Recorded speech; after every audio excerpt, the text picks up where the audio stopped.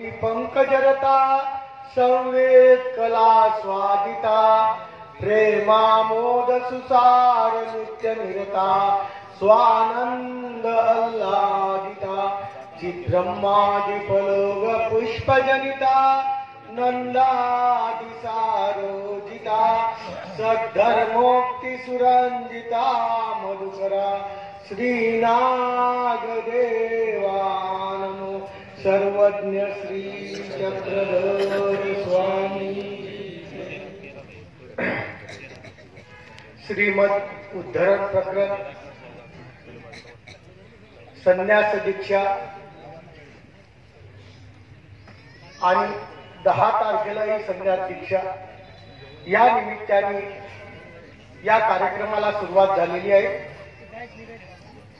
आजच्या या कार्यक्रमाचे अध्यक्ष परम आदरणीय पूजनीय प्राप्त स्मरणीय आचार्य प्रवर चिंतनी जनक ज्यांनी संपूर्ण महाराष्ट्राला नव्हे तर पूर्ण भारतातल्या मानवपंथीयांना व इतर लोकांना आकर्षित करून आपल्या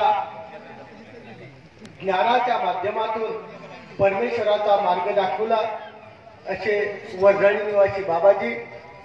त्याचप्रमाणे या संपूर्ण कार्यक्रमाचे अध्यक्ष परम आदरणीय पूजनीय प्राप्त स्मरणीय आचार्य प्रवर कवीश्वर कुलाचार्य पंचाळेश्वर निवासी बाबाजी।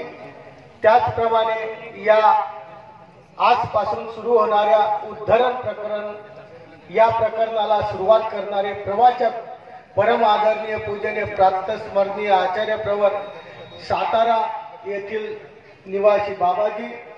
त्याचप्रमाणे व्यासपीठावर उपस्थित असलेले परम आदरणीय पूजनीय आचार्य प्रवर आश्रक्य बाबाजी, परम आदरणीय पूजनीय आचार्य प्रवर येळणकर बाबाजी, आचार्य परम आदरणीय आचार्य प्रवर कापूस-तळणीकर बाबाजी, परम आदरणीय पूजनीय प्राप्त स्मरणीय जे या कार्यक्रमाला आपल्याला सर्वांना घेऊन जात आहेत, ज्यांच्या माध्यमातून आपल्याला ज्ञानाचे धडे गिरवले आहेत, जाणार आहेत आणि ते सर्वांना एकत्रित करतात असे वागोदकर बाबाजी। व्यासपीठावर असलेले सर्वच माझे आचार्यगण, संत, महंत, तपस्विनी, वासनिक बंधू भगिनींनो, उद्धरण प्रकरण या प्रकरणाला आज सुरुवात होणार आहे। त्या निमित्ताने दीप प्रज्वलन हे माझ्या हस्ते आणि माझ्या सहकार्यांच्या हस्ते दीप प्रज्वलित करण्यात आला। स्वामी चक्र यांनी 800 वर्षापूर्वी हा दीप प्रज्वलित करून या ज्ञानाचा अंतःकरणात पुढिलाचा दिवा लावला। एक सुंदर असं चरित्र मला आठवतं। स्वामी चक्रयांचा मुक्काम भांडारेला असताना स्वामी चक्रधर भिक्षा मागण्याला भांडारेकाराच्या घरासमोर गेले। घरासमोर गेल्यानंतर भिक्षा हा शब्द उच्चारला, परंतु त्या भांडारेकाराचं लक्ष नाही, कारण त्याला जे पाहिजे होतं तो त्या ग्रंथामध्ये सकाळच्या वेळेस शोधत होता, सापडत नव्हतं। खूप विचार केला त्यांनी, इकडे पहा तिकडे पहा। स्वामींनी 2-3 वेळा भिक्षा शब्द उच्चारून सुद्धा स्वामींकडे त्याचं लक्ष वेधल्या जात नव्हतं। तेव्हा स्वामींना वाटलं की हा जे शोधतो आहे हे याला सापडत नाही आहे, याला जे पाहिजे ते द्यायला पाहिजे। म्हणून स्वामींनी फक्त एक शब्द उच्चारला, भट्टो तुम्ही जे पाहतात ते मागील फांकी पहा। मागच्या पानावर आहे लीळाचली, जे काही ग्रंथ वाचतात त्या ग्रंथाच्या मागच्या पानावर तुमचं उत्तर आहे, तुम्ही पुढे चाललेले आहे। जीवनामध्ये प्रत्येकाने मागचा विचार करायला पाहिजे। आपण मागच्या कर्मानुसार या मनुष्य जन्मामध्ये आलो, म्हणून आपला जन्म कसा सफल व्हावा हे मागच्या कर्मानुसार जर आपण व्यवस्थित करत गेलो तर निश्चितपणे या उद्धरण प्रकरणाचं चीज झाल्याशिवाय राहणार नाही। आणि तोच शब्द या भांडारेकाराच्या अंतःकरणात प्रवेशला आणि त्याला जे पाहिजे ते उत्तर मिळालं। आणि नसुद्या शब्दाच्या मार्फत, नसुद्या दर्शनाच्या माध्यमातून त्या भांडारेकाराला ज्ञातृत्व, आप्तृत्व, सुहृदत्व अशा 3 प्रतीती आल्या।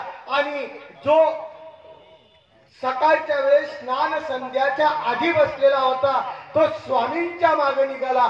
हा प्रथमतः स्वामींनी अंतकरणामध्ये भांडारेकाराच्या अंतकरणात दीप प्रज्वलित केला आणि त्याचं जीवन त्या दीपाच्या माध्यमातून प्रज्वलित होऊन तो परमेश्वराच्या मार्गाला लागला. आणि इतका मार्गाला लागला की 16 वर्ष स्वामींच्या सन्निधानी असताना सुद्धा त्यांनी इतकी सेवा करत गेला ज्ञानाच्या माध्यमातून की आपली पाठ सुद्धा स्वामीला दाखवली नाही. म्हणून बाबांनो, वाघोडा निवासी जे वासनिक वर्ग आहे यांना सांगतो की जे उद्धरण प्रकरण आहे हे फक्त वाघोडा निवासी नाही तर संपूर्ण जळगाव जिल्ह्यात खानदेश निवासी सर्वांना, आपल्याला प्रत्येकाला या ज्ञान चक्रामध्ये येऊन आपल्याला या उद्धरण प्रकरणामध्ये न्हावून जायचं आहे.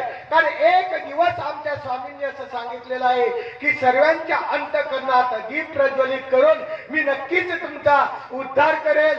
जो जो या उद्धाराला पात्र होईल, जो जो या उद्धरणाला पात्र होईल त्याचा मी उद्धार करेल. म्हणून प्रत्येकाने या ज्ञानगंगामध्ये आपण ज्ञान श्रवण करून आपल्या जीवनाचा उद्धार करावा ही अपेक्षा बाळगतो आणि वाघोटकर बाबांना खूप खूप धन्यवाद देतो आणि माझे 2 शब्द संपवतो. धन्यवाद.